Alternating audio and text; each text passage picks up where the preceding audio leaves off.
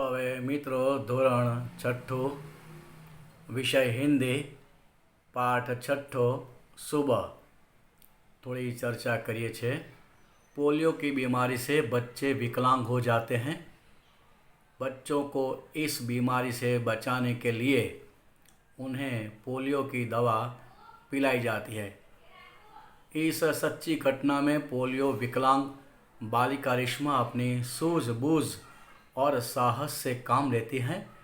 उसकी शारीरिक कमी उसके इरादों में कभी बाधा नहीं बनी। वह जिंदा दिली एवं परिश्रम से अपना जीवन कैसे जी रही है, इसका निरूपण इस घटना में किया जाता है। આપણે માનીએ છીએ કે જે વ્યક્તિ વિકલાંગ હોય, અપંગ હોય, એને જીવવાનો અફસોસ થતો હોય છે, એને બીજાના ઉપર આધારિત જીવન જીવવાનું હોય છે, તેથી એ નિરાશ જીવન જીવે છે। પરંતુ આ પાઠની અંદર એક વિકલાંગ બાલિકા છે, અપંગ બાલિકા છે, નામ છે એનું રેશમા।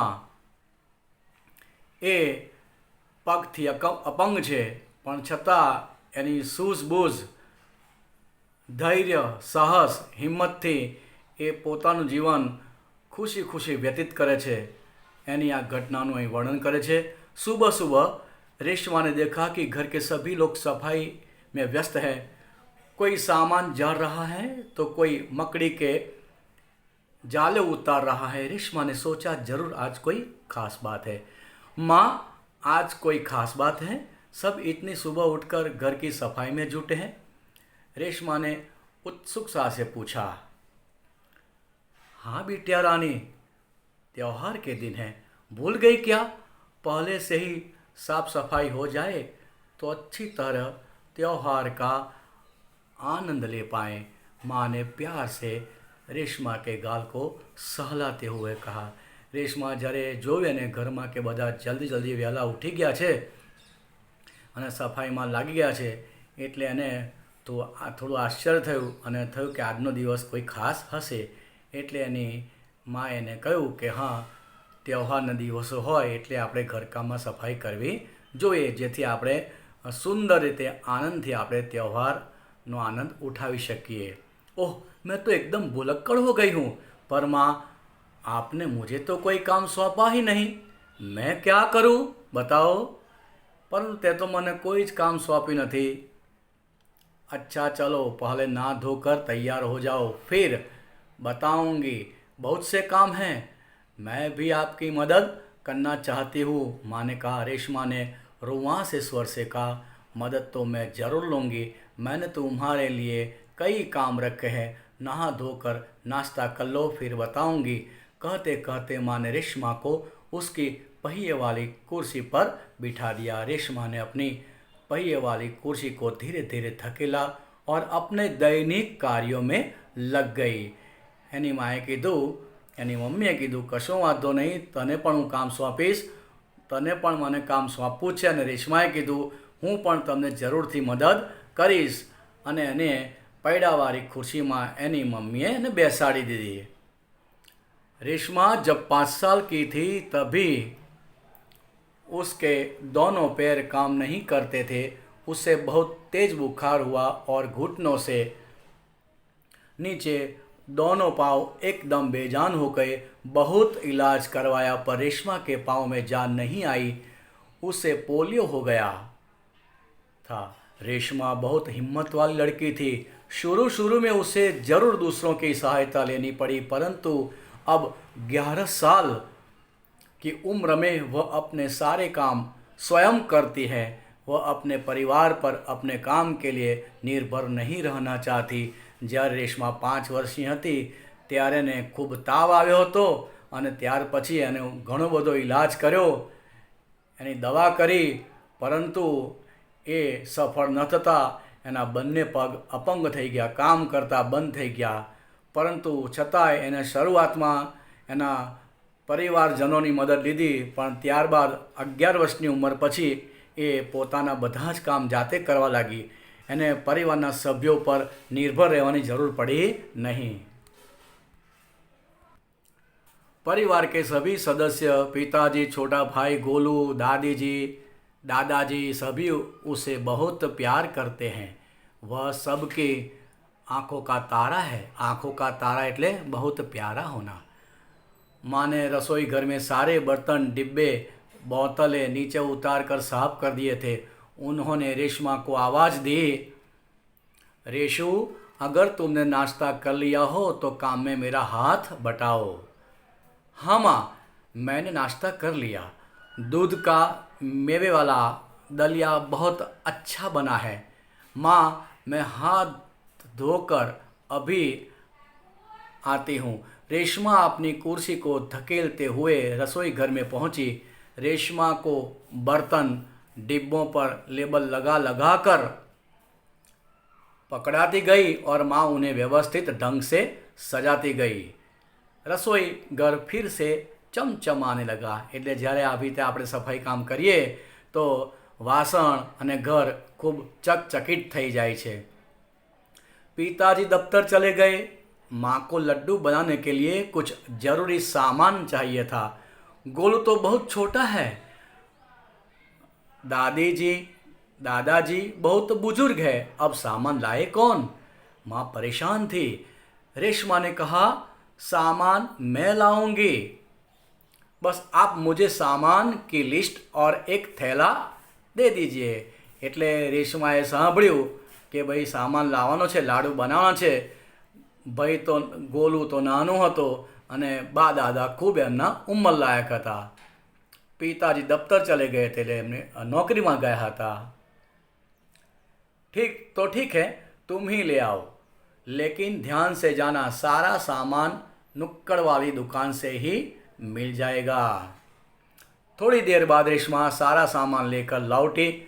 उसने गोलू को आवाज़ दी, गोलू, ये लो, तुम्हारे लिए टॉफ़ी लाई हूँ। गोलू टॉफ़ी पाकर खुशी से उछलने लगा। कुछ ही दिन बीते थे।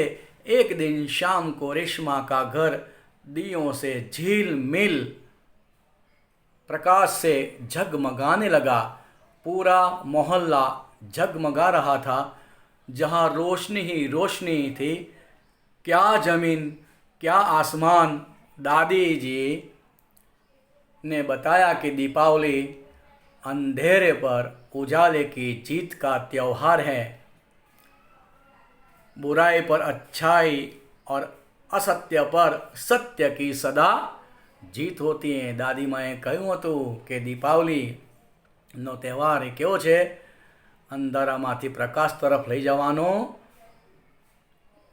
અને असत्य पर सत्य ने जीत અને बुराई पर भलाई ની जीतનો त्यौहार છે। इस दिन रावण को पराजित कर राम अयोध्या लौटे थे। उसी खुशी में यह त्यौहार मनाया जाता है।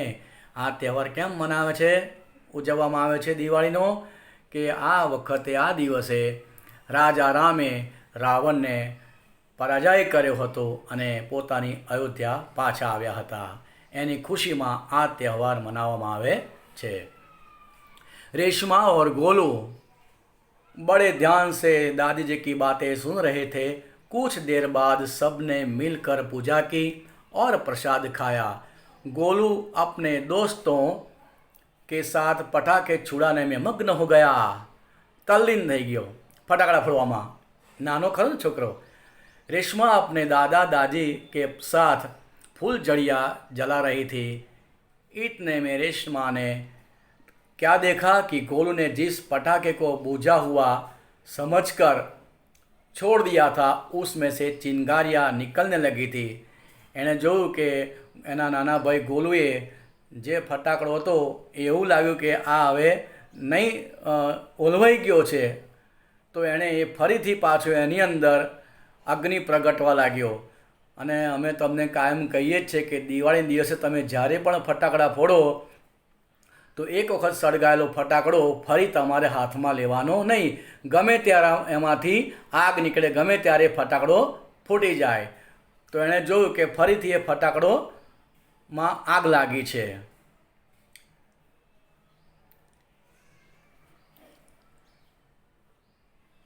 એટલે તમે જોયું ફરીથી એટલે એણે જોયું ચિનગારી એટલે કે અગ્નિ એમાંથી નીકળી રહ્યો છે. અને ગોલું તો તમે ખબર છે મગ્ન થઈ ગયો તો ફટાકડા ફોડવામાં. गोलू की पीठ पटाखे की तरफ थी, एनी पाछड़ हतो. रेशमा चिल्लाई, गोलू गोलू बच्चो तुम्हारे पीछे पटाखा है. एने बूम पण पाड़ी कि भाई तू जरा आगू खसी जा, तारी पाछळ फटाकड़ो फूटी रह्यो छे. पटाखों के शोर में रेशमा की आवाज़ दब गई. बाकी लोग कुछ समझ पाते. सबसे पहले रेशमा जल्दी जल्दी कुर्सी को धकेलती गोलू के पास जा पहुंची. उसने गोलू को जोर से धक्का दिया और खुद आगे निकल गई. अपनी कुर्सी की गति के कारण धड़ाम जोर का धमाका हुआ. रेशमा की फुर्ती ने गोलू को जलने से बचा लिया. એટલે રેશમાએ જોયું કે ગોલુ સાંભળતો નથી, ફટાકડાનો અવાજ છે અને ફટાકડા ફોડવામાં એ તલ્લીન થઈ ગયો છે. એટલે જાતે જ એણે પોતાની જે ખુરશી હતી એ આગળ લઈ જઈ અને એને જોરથી ધક્કો માર્યો અને પોતે પણ પડી ગઈ. અને આવી રીતે એને પોતાના ભાઈને નુકસાનથી બચાવ્યો. गोलू को कुछ समझ न आया कि उसे धक्का किसने दिया और क्यों. धमाके की आवाज़ सुनकर माँ पिताजी भी बाहर दौड़ चले आए. मम्मी पप्पा पण दौड़ता दौड़ता बहार આવી ગયા आवाज़ સાંભળીને. कुर्सी रेशमा के ऊपर थी और रेशमा नीचे, એટલે રેશમા પણ कुर्सी ઉપરથી પડી ગઈ હતી. पिताजी ने कुर्सी सीधी की और रेशमा को उस पर बिठा दिया. माँ भयभीत थी. मम्मी घबराई गई હતી. कहीं चोट तो नहीं लगी रेशु? कशुं वाग्યું છે તને? रेशमा ने उन्हें सारी बात बताई. बधी ज बात एणे बतावी दीधी. सब ने रेशमा की पीठ थपथपाई એટલે शाबाशी देना.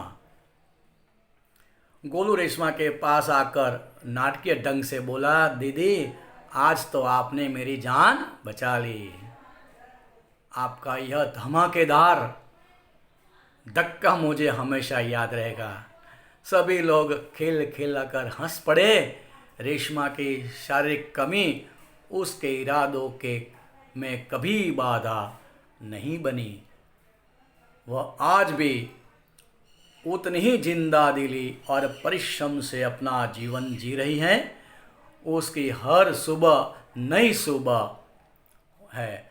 वह हर सुबह अपने काम में नए इरादे से जुड़ जाती हैं. तो मित्रों, આ એક સુંદર પાઠ છે કે અપંગ હોવા છતાં પણ જો તમારામાં હિંમત સાહસ હોય તો તમે પણ કોઈનો સહારો લીધા વગર તમે પણ ખૂબ સુંદર જીવન જીવી શકો છો.